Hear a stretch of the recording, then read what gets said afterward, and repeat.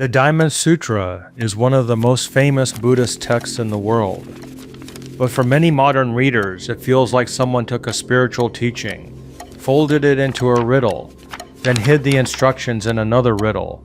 In simple terms, the Diamond Sutra is about one thing: stop clinging to fixed ideas. Stop clinging to who you think you are. Stop clinging to what you think reality is. Stop clinging even to religion, wisdom, goodness, and enlightenment as trophies. The sutra begins with the Buddha sitting with monks. One monk, Subhuti, asks a very practical question. How should a person who wants to live with wisdom and compassion train their mind? That is the whole setup. Not magic, not mythology, a human question. The Buddha's answer sounds strange. Help all beings become free, but do not cling to the idea that there are fixed separate beings being saved. This is where most people understandably say, "Excuse me, what?" Here is the layman's version. Help people, but do not turn yourself into the hero of the story. Do not think, "I am the wise one, I am saving these poor people." The moment compassion becomes ego, it starts rotting from the inside. Humanity, being humanity, usually makes a plaque for itself right about here. The Diamond Sutra says a bodhisattva, a person walking the path of wisdom and compassion, gives without clinging. They do good without needing applause.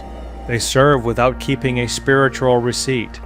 This does not mean nothing matters. That is one of the great lazy misunderstandings.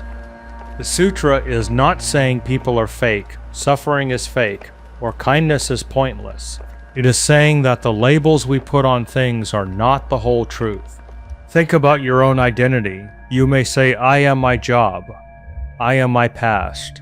I am my opinions. I am my family role. I am my failures. I am my success." The Diamond Sutra says, be careful. Those things describe parts of your life, but they are not a permanent solid self.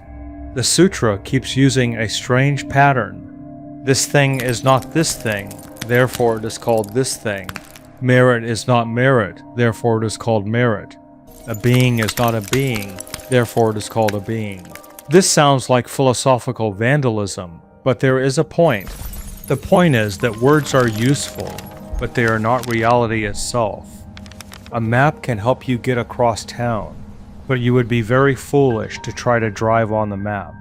A word points, a concept points, a teaching points, but if you cling to the pointer, you miss what it points toward.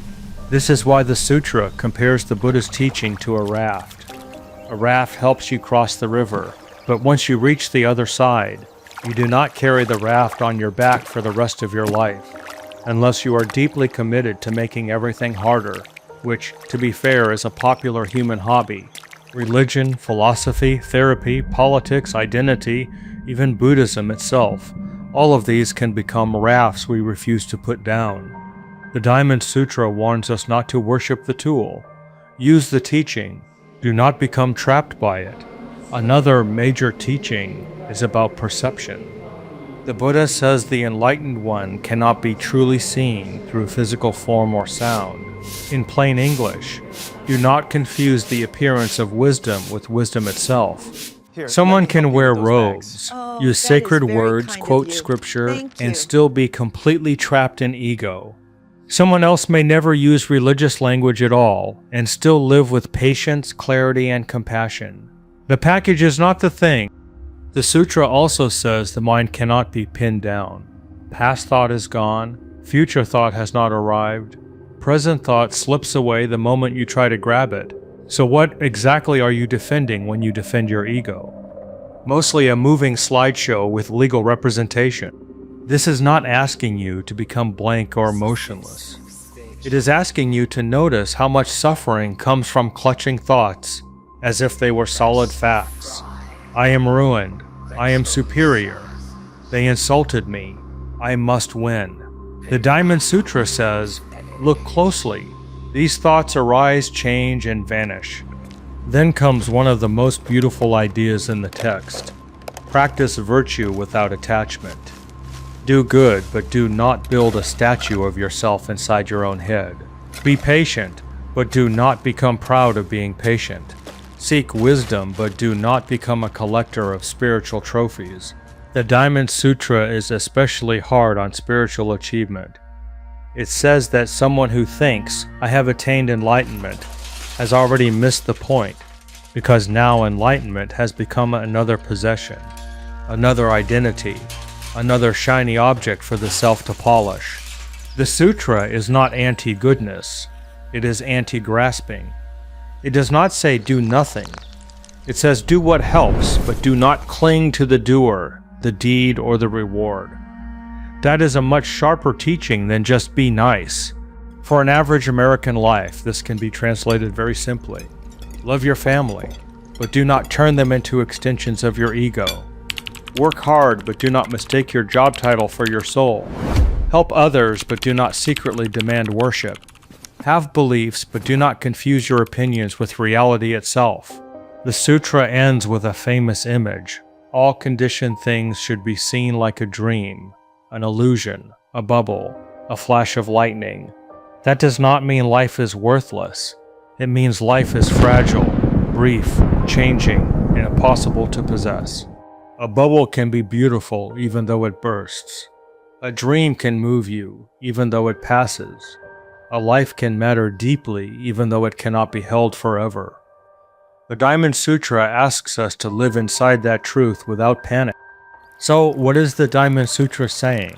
It is saying stop mistaking labels for reality. Stop turning compassion into ego.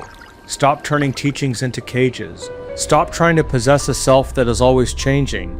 And stop demanding that life become permanent before you allow it to be meaningful. The diamond in the Diamond Sutra is wisdom sharp enough to cut through illusion, not to make us cold, not to make us detached in the cheap sense, but to make us free enough to care without clinging, act without vanity, and live without being fooled by every thought that wanders through the mind wearing a fake badge. In the end, the teaching is not asking you to believe something weird. It is asking you to look at your life honestly. What are you gripping? What are you calling me? What are you defending that was never solid in the first place?